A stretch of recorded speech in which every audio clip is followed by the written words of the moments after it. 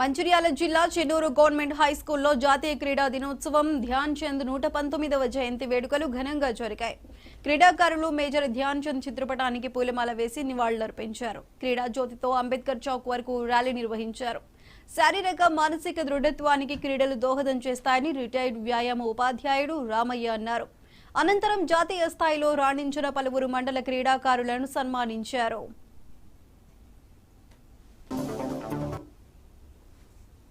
ర్యాలీని సక్సెస్ చేయడానికి క్రీడాకారులందరినీ కూడా ఒక లైన్ లో వరుస క్రమంలో చేయవలసిన అలాగే